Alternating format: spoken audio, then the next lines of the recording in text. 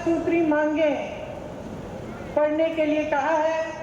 इससे पहले कि मैं ये शुरू करूं, मैं एक छोटी सी बात आपके सामने रखना चाहती हूँ। देखिए, ये दिल्ली वाले जानते हैं कि ये दिल्ली का सुप्रसिद्ध रामलीला मैदान है। यहाँ बचपन से मैं आ रही हूँ। हर साल दशहरे के दिन यहाँ इसी मैदान में रावण के पुतले का दहन होता है। मैं छोटी सी के साथ आती थी, उनके पैरों का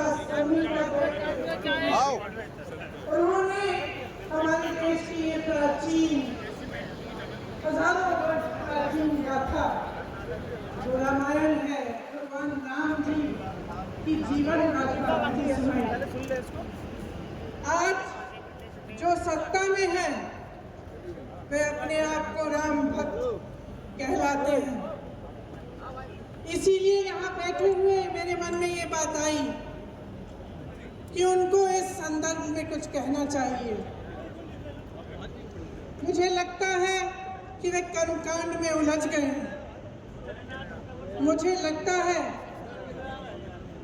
कि वे दिखावे में लिप्त हो चुके हैं। इसीलिए मैं आज यहाँ खड़े होकर उन्हें याद दिलाना चाहती हूँ कि वो हजारों वर्ष पुरानी गाथा क्या थी और उसका संदेश क्या था।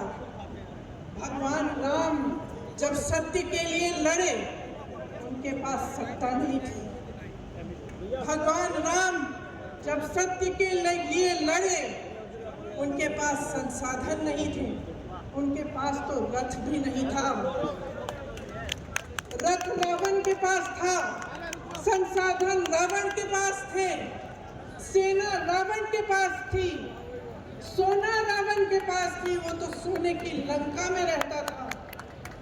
भगवान राम के पास सत्य था, आशा थी, आस्था थी, प्रेम था, परोपकार था, विनय था, धीरज था, साहस था और भगवान राम के पास सत्य था।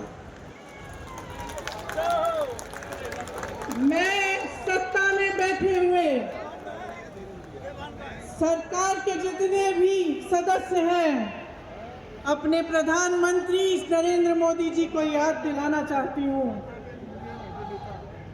कि इस जीवन राम भगवान के जीवन गाथा का क्या संदेश था। सत्ता सदैव नहीं रहती, सदैव नहीं रहती सत्ता। सत्ता आती है, जाती है, अहंकार चूर चूर होता है एक दिन। यही संदेश था भगवान राम का, उनके जीवन का।